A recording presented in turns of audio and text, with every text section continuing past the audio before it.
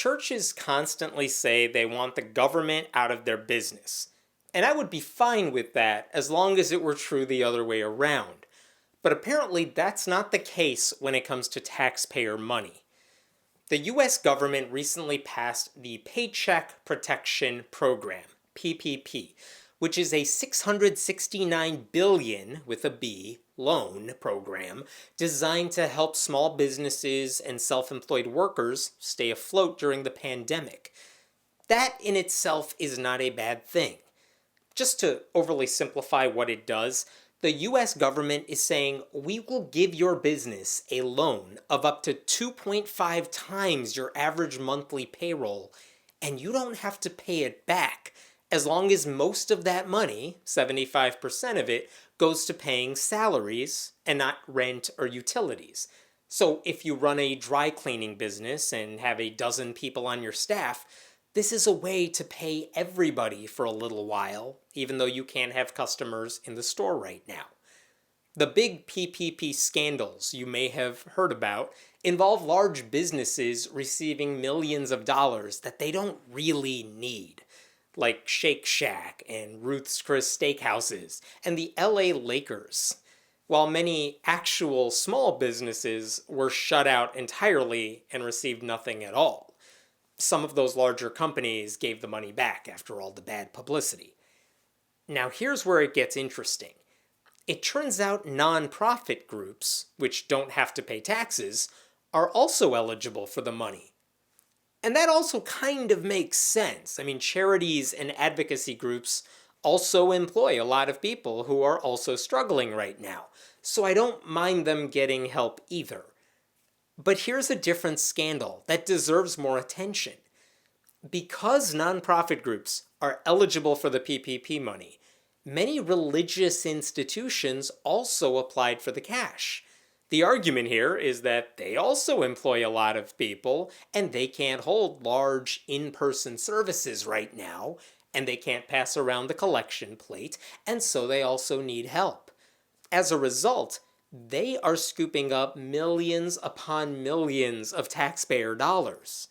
This is arguably illegal because it's like our government is giving them money that allows them to keep proselytizing. If you give a church $1 million for salaries, they can just take money out of their usual salary budget and move it over to the preaching budget. But that's not even where I'm going with this. First, how many churches are we even talking about? Well, according to CBS News, there are about 17,000 Catholic churches in the country. More than 12,000 applied for the cash, and about 9,000 have received it. More than half the Catholic churches in the country are currently being propped up by the government. I guess the religion that controls the Vatican and has billions and billions of dollars in its back pocket needs taxpayer cash more than the mom and pop shop in your neighborhood. What about Protestant churches? Same deal. Lifeway Research, an arm of the Southern Baptist Convention, says nearly 40% of Protestant churches applied for money, and more than half of those who applied received it. Jewish groups are doing it too. The Jewish Federations of North America did a survey and found that, quote, 573 Jewish organizations were approved for PPP loans with a total value of $276 million, unquote. And that's just counting people who responded to their survey. It could be higher. I want to stress, there is an argument to be made that nothing I'm saying matters here because churches are nonprofits, and nonprofits all have access to this money if they meet the basic requirements. It's less about religion and more about making sure Americans who are out of work right now still have money in their pockets. There's nothing weird, the argument goes, about letting churches or mosques or synagogues apply for the funding. But there is a difference between religious groups and regular nonprofits. Religious groups don't have to tell the government how they use their money or where it comes from. Other nonprofits do. Other nonprofits have to fill out what's called a Form 990 for the IRS that explains in detail their finances. You can even look up these documents online if you want. It's a way to keep them honest. But churches are exempt from filling out those forms.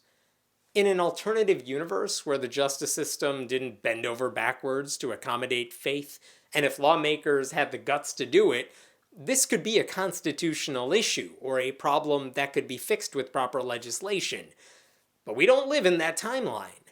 As it stands, churches simply don't have to play by the rules. Attorney Andrew Seidel, who works with the Freedom from Religion Foundation and recently wrote a book called The Founding Myth, wrote an article for a newspaper recently about why this funding is problematic.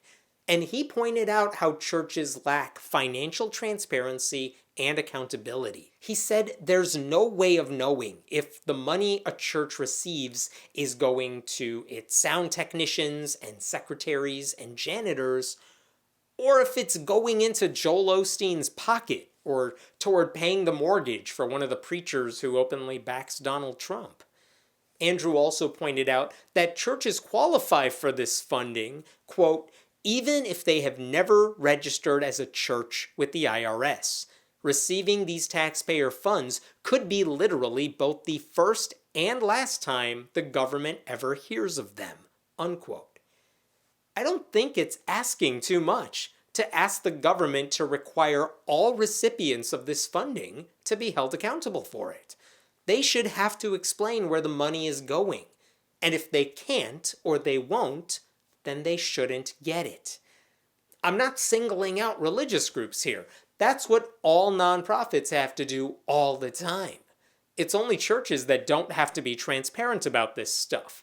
All I want is for them to play by the same rules as everyone else when it comes to taking millions of dollars from the government.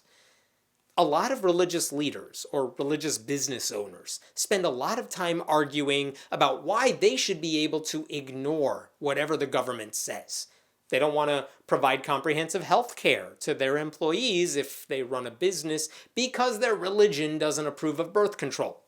They don't want to have to sell a cake to certain gay customers. They don't want to limit attendance in the middle of a pandemic. The second they can profit off of it, though, with the PPP money, all of that goes out the window. Suddenly, they're all about getting government help.